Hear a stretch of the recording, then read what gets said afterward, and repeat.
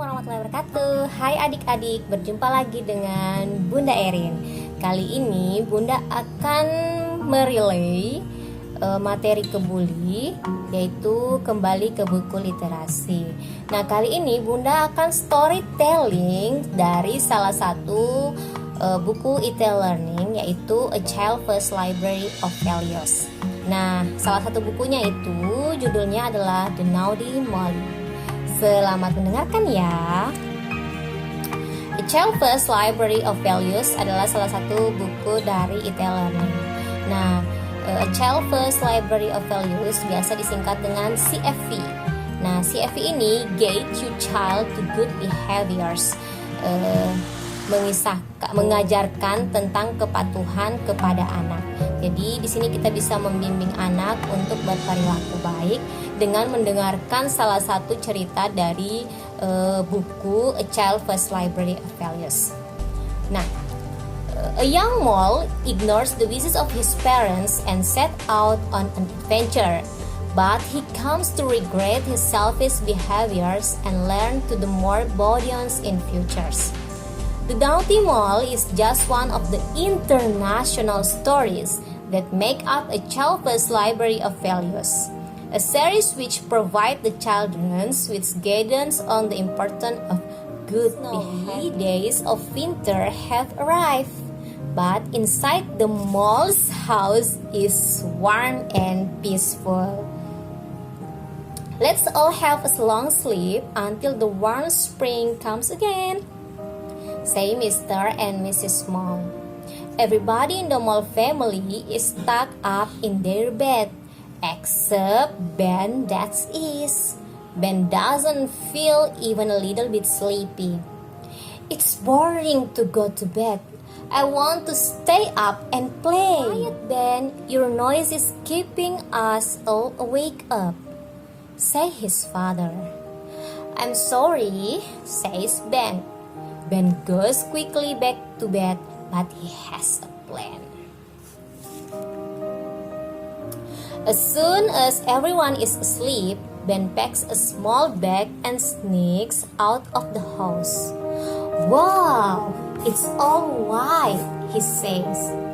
As he sets out on his adventure, Ben leaves deep footprints in the snow behind him. He wanders along miserably, even though the snow is no longer falling. He doesn't recognize anything, and his scum feels a long way away. Then he sees a young mouse skating lightly across an icy pond. Hello, my name is Ben. What's your?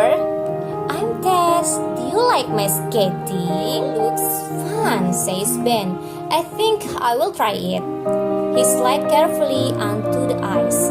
Soon he reached the middle of the pond, but just as he is about to make a turn, the ice under his feet began to crack and crash. Ben falls, touch the hole in the ice into the freezing water below. Help! Cries Ben. It's so cold!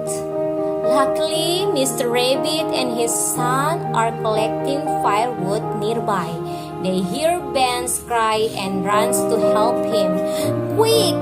Catch the rope! Mr. Rabbit wraps the shivering Ben in a blanket and lift him onto their sledge. They set off for the rabbit's home just as the sun begins. Rabbit families hang Ben's clothes up to dry and leaves him to sleep beside a roaring fire. He's so tired, says Mrs. Rabbit.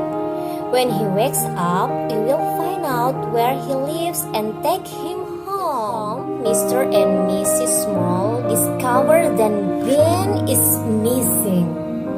But it's so cool outside, his mother's cry. She lights some lanterns, and the whole family sets off in search of Ben. They are really worried about him. After a while, they comes to the house of Mrs. Mouse. Sorry to disturb you, say Mr. Mole. We are looking for our son, Ben. We are worried that he is lost in the snow. I know where he is, said Tess. She tells them about sketching on the pond and Ben's rescue by Mr. Rabbit. Hurry, we must go to the rabbit's house at once, says Mrs. Ben, that's good news. You are alright, says Mrs. Mole, giving him a big hug. We were all so worried about you. The Mole family thanked the Rabbit family for their kindness. Nobody scolded Ben for causing so much trouble. I'm sorry, I didn't do as I was told, Mom, says Ben. I promise never to be so selfish again.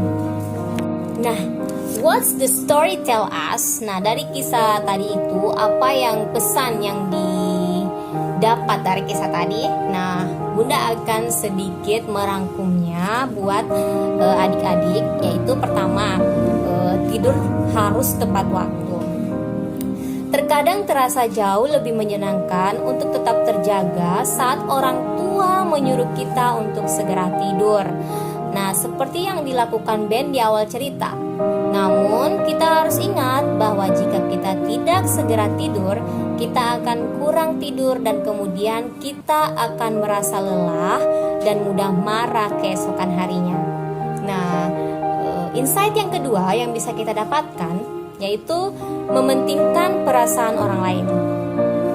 Terkadang kita ingin untuk melakukan apa yang kita sukai dan mengabaikan perasaan orang-orang yang menyayangi kita. Ini adalah perilaku egois ya. Ben berperilaku egois ketika ia membuat keluarganya terbangun oleh kegaduhannya. Ia juga bersikap semuanya sendiri ketika meninggalkan rumah tanpa memberitahu orang tuanya.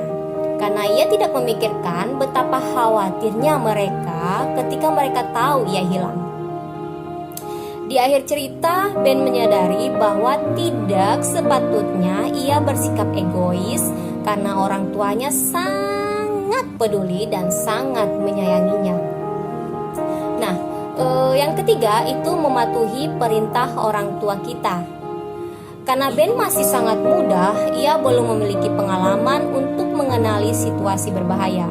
Ia sekalipun tidak berpikir kalau keluar rumah sendirian dapat menimbulkan masalah atau menginjak es dapat mengakibatkan kecelakaan. Kadang-kadang kita berpikir bahwa kita lebih banyak tahu daripada orang tua kita, sehingga kita memilih melakukan sesuatu yang tidak mereka setuju. Tetapi orang tua biasanya lebih bijaksana daripada kita. Jadi kita harus selalu ingat untuk mematuhi perintah mereka. Nah, pesan yang keempat itu meminta maaf. Tuan dan Nyonya Tikus Tanah meminta maaf karena sudah mengganggu keluarga tikus larut malam. Ada baiknya kita meminta maaf jika kita merasa telah mengganggu orang pada waktu yang tidak tepat. Nah, pesan yang kelima itu memberikan informasi yang bermanfaat. Nah, dalam cerita tersebut, Tess tahu apa yang terjadi pada Ben, dan ia langsung menyampaikan informasi itu kepada orang tuanya dengan jelas. Kita harus selalu memberi informasi yang benar kepada orang dewasa tentang keberadaan teman-teman kita. Apalagi jika kita merasa mereka akan mendapatkan masalah, itu bisa sangat membantu jika mereka dalam situasi berbahaya. Nah, yang keenam itu mengucapkan terima kasih. Keluarga Tikus Tanah berterima kasih kepada keluarga kelinci yang sudah merawat Ben. Ketika orang-orang membantu kita dengan cara apapun, ada baiknya kita mengucapkan terima kasih atas kebaikan mereka. Nah, yang ketujuh itu dimarahi. Sangat dipahami jika orang yang peduli terhadap kita akan marah ketika kita bersikap egois atau jika tidak memikirkan perasaan mereka saat kita dalam bahaya dan membuat mereka mengkhawatirkan kita.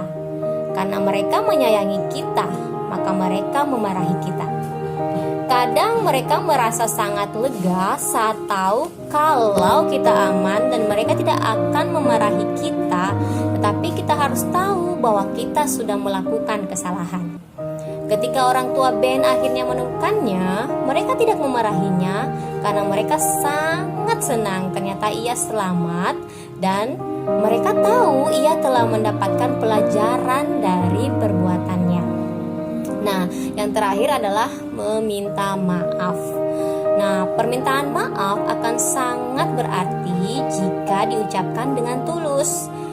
Nah, di awal cerita, Ben bilang ia menyesal telah membuat keributan dan membuat mereka terbangun. Tetapi saat ia minta maaf, ia juga berencana untuk meninggalkan rumah tanpa memberitahu orang tuanya. Akhirnya, Ben menyadari bahwa ia keliru telah berperilaku egois dan meminta maaf atas perilakunya.